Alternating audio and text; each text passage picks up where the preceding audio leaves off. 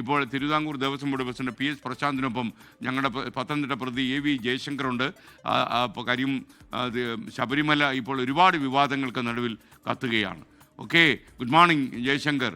PS പ്രശാന്തിന് എന്താണ് പറയാനുള്ളത്? ചോദിച്ചോളൂ. Good morning SK. എന്തായാലും വിവാദങ്ങൾക്കിടെ Devaswom board president PS Prashanth 24-നോടൊപ്പം ചേരുകയാണ്. ഈ ദേവസ്വം ബോർഡിന്റെ തന്നെ വിശ്വാസ്യതയെ ചോദ്യം ചെയ്യുന്ന രീതിയിലുള്ള സംഭവങ്ങളാണ്, വിവരങ്ങളൊക്കെയാണ് പുറത്തു വരുന്നത്. ഒരു ഉദ്യോഗസ്ഥനെതിരെ നടപടി ഉണ്ടായി, കൂടുതൽ ഉദ്യോഗസ്ഥർക്കെതിരെ നടപടി ഉണ്ടാകാനുള്ള സാധ്യതയുണ്ടോ? അല്ലാതെ നമ്മുടെ വിജിലൻസ് SP-യുടെ റിപ്പോർട്ട്, അന്തിമ റിപ്പോർട്ട് കോടതിയിൽ കൊടുക്കണം.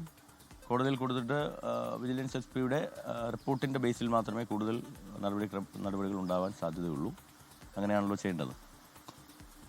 അതായത് ഈ സ്വർണം മോഷണം നടന്നു എന്നാണ് പ്രതിപക്ഷം ആരോപിക്കുന്നത്. 2019 കാലത്ത് വീഴ്ചയുണ്ടായെന്ന് അങ്ങും സമ്മതിക്കുന്നു. അപ്പോൾ ശബരിമലയുടെ സ്വത്ത് വിവരങ്ങൾ സംബന്ധിച്ച് വിശദമായ ഒരു ഓഡിറ്റ് ദേവസ്വം ബോർഡിന്റെ ഭാഗത്തുനിന്നുണ്ടാകുമോ? ശബരിമലയിലെ സ്വത്ത് വിവരങ്ങളെ സംബന്ധിച്ച് കൃത്യമായ ഓഡിറ്റ് നമ്മളിലുണ്ട്. മുൻകാലങ്ങളെ പോലെ അല്ല.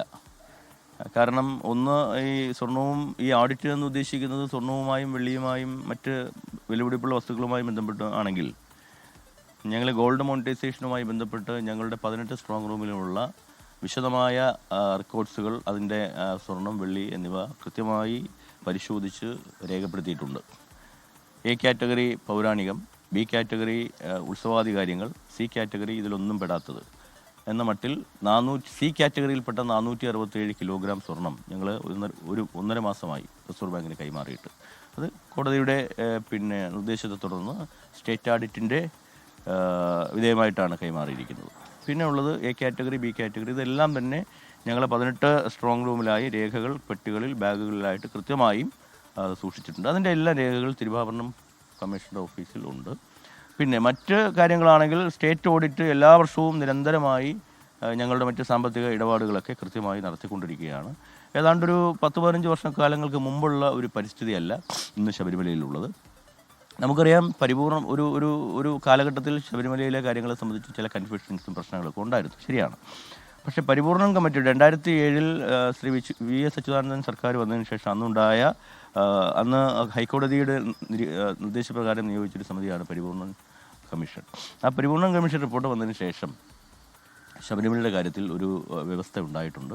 അതിനുശേഷം ഇങ്ങോട്ട് 2016 ശേഷം വന്ന കാര്യങ്ങളിലൊക്കെ കൃത്യമായ കാര്യങ്ങളുണ്ട്. പിന്നെ ചെറിയ ചെറിയ വീഴ്ചകൾ വന്നിട്ടുണ്ട്. ആ വീഴ്ചകളാണ് ഇപ്പോൾ ഉദ്യോഗസ്ഥ തലത്തിലൊക്കെ ഉണ്ടായ വീഴ്ചകളാണ് ഇപ്പോൾ വിവാദമായി നിൽക്കുന്നത്. അതായത് ഇന്നലെ ഈ ദേവസ്വം മന്ത്രി പറയുന്നത് പ്രതിപക്ഷ നേതാവാണ് ഉണ്ണികൃഷ്ണൻ പോറ്റിക്ക് പിന്നിലെന്ന് സംശയിക്കുന്നു എന്നാണ്. ദേവസ്വം ബോർഡ് പ്രസിഡന്റിന് അങ്ങനെ ഒരു ആക്ഷേപമുണ്ടോ, അങ്ങനെ ഒരു സംശയമുണ്ടോ? യഥാർത്ഥത്തിൽ മന്ത്രി പറഞ്ഞത് ശരിയല്ലേ? കാരണം ഞങ്ങൾ ഇവിടുന്ന് ചെന്നൈയിൽ പ്ലേറ്റിങ്ങിന് വേണ്ടി ദ്വാരപാലക ശില്പങ്ങൾ കൊണ്ടുപോകുന്നു. അതുമായി ബന്ധപ്പെട്ട് സ്പെഷ്യൽ കമ്മീഷണർ ഒരു ചെറിയ പരാതി അദ്ദേഹത്തെ അറിയിക്കാൻ വൈകിപ്പോയി എന്നുള്ളൊരു പരാതി പറയുന്നു. കോടതി അത് അന്വേഷിക്കുന്നു. കോടതി ഞങ്ങളോട് ചോദിക്കുന്നു. ഞങ്ങളുടെ SP തന്നെ നിയമിക്കുന്നു അത് അന്വേഷിക്കുന്നതിന് വേണ്ടി. SP അന്വേഷിച്ച് കൃത്യമായ റിപ്പോർട്ട് കൊടുക്കുന്നു. എന്താ റിപ്പോർട്ട്? നമ്മുടെ സ്പെഷ്യൽ കമ്മീഷണറെ അറിയിക്കുവാൻ ഒരല്പം വൈകിപ്പോയി എന്നുള്ളത് ഒഴിച്ചു ബാക്കി കൃത്യമായ മാനുവൽ പാലിച്ചാണ് എല്ലാ ചട്ടങ്ങളും. പ്രതിപക്ഷ നേതാവ് ഗൂഢാലോചന ഞാൻ പറഞ്ഞോട്ടെ, ചട്ടങ്ങളും പാലിച്ചാണ് ഇത് നൽകിയതെന്ന് പറയുന്നു. കോടതി അത് അംഗീകരിക്കുന്നു, തിരിച്ചു കൊണ്ടുവരാനും പറയുന്നു. പിന്നീട് അതോടുകൂടി വിവാദം തീർന്നതാണ്. പിന്നെ എപ്പോഴാണ് ഈ വിവാദം ഉണ്ടാകുന്നത്? ആഗോള അയ്യപ്പ സംഗമത്തിന് ഏതാണ്ട് 4-5 ദിവസം മുമ്പ് ശ്രീ ഉണ്ണികൃഷ്ണൻ എന്ന് പറയുന്ന അവതാരം വരുന്നു. ഏതോ ഒരു പീഠം അത് ദേവസ്വം ബോർഡിനെ ഏൽപ്പിച്ചിട്ടുണ്ട്, അത് കാണാനില്ല, അതെവിടെ പോയി എന്ന് ദേവസ്വം ബോർഡ് മറുപടി പറയണം. ആ ഉണ്ണികൃഷ്ണൻ പോറ്റിയുടെ വാദവും ഏറ്റെടുത്തുകൊണ്ടാണല്ലോ പ്രതിപക്ഷ നേതാവ് ഇറങ്ങുന്നത്. ദേവസ്വം ബോർഡ് പ്രസിഡന്റ് സ്വർണ്ണക്കള്ളനാണ്. എന്തടിസ്ഥാനത്തിലാണ് ഒരു ഉണ്ണികൃഷ്ണൻ പോറ്റി എന്ന് പറയുന്ന ഒരു അവതാരത്തിൻ്റെ വാക്കുകൾ അപ്പടി വിശ്വസിച്ചുകൊണ്ട് ദേവസ്വം ബോർഡ് പ്രസിഡന്റ് സ്വർണ്ണക്കള്ളനാണെന്ന് പറയണമെങ്കിൽ അവിടെ ഒരു ആസൂത്രണമില്ലേ? അവിടെ ഒരു ഗൂഢാലോചന ഇല്ലേ?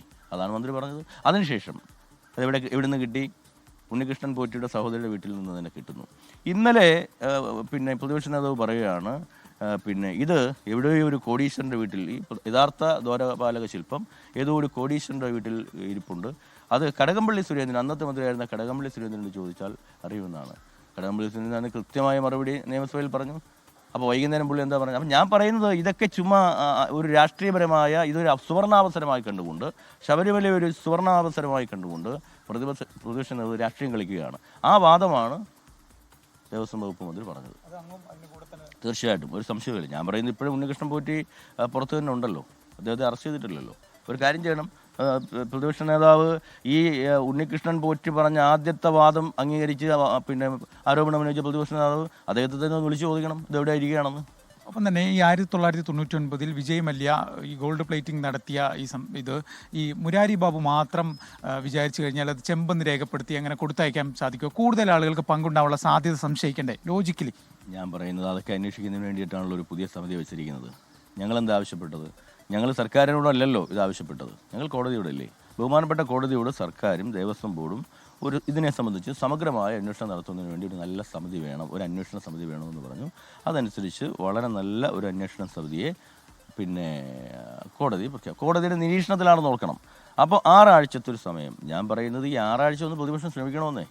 സ്വാഭാവികമായും ഇതെല്ലാം പുറത്തു വരുമല്ലോ. അപ്പോൾ നമുക്ക് ആരാണ് ഇതിലെ യഥാർത്ഥ പ്രതികൾ, ഉദ്യോഗസ്ഥന്മാരുണ്ടോ, മറ്റാരെങ്കിലും ഉണ്ടോ? ഇനി ഞാൻ പറയുന്നത്, ഞാൻ പോലും പറയുന്നു, എന്നെ വരെ എൻ്റെ ബന്ധു വരെ അന്വേഷിക്കട്ടെ. ഞാനാണെങ്കിൽ പോലും ആരാണെങ്കിലും ഏത് ഉന്നതരാണെങ്കിലും ആ സമിതി അന്വേഷിച്ച്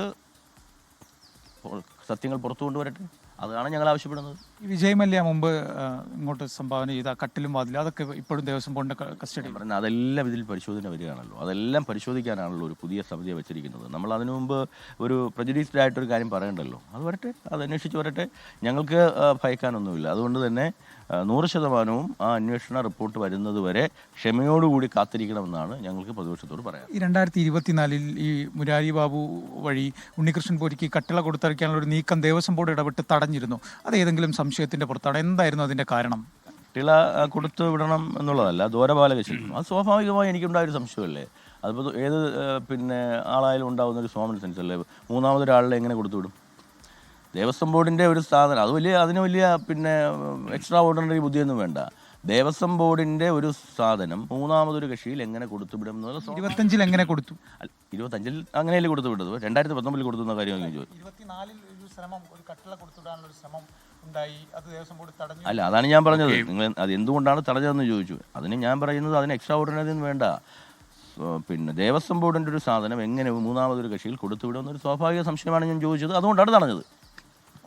നമുക്കിപ്പം ചേർന്ന് Thiruvithamkoor Devaswom board president PS Prashanth ആയിരുന്നു.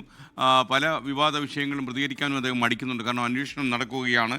കോടതി നിയോഗിച്ച പ്രത്യേക അന്വേഷണ സംഘം SIT സ്പെഷ്യൽ ഇൻവെസ്റ്റിഗേഷൻ ടീം അന്വേഷണം ആരംഭിച്ചു. ഇന്നലെ തിരുവിതാംകൂർ ദേവസ്വം ബോർഡ് ആസ്ഥാനമായ നന്തൻകൂട് ഇന്നലെ എത്തിയിരുന്നു. തിരുവനന്തപുരം നന്തൻകൂട് ക്രൈംബ്രാഞ്ച് സംഘം എത്തിയിരുന്നു.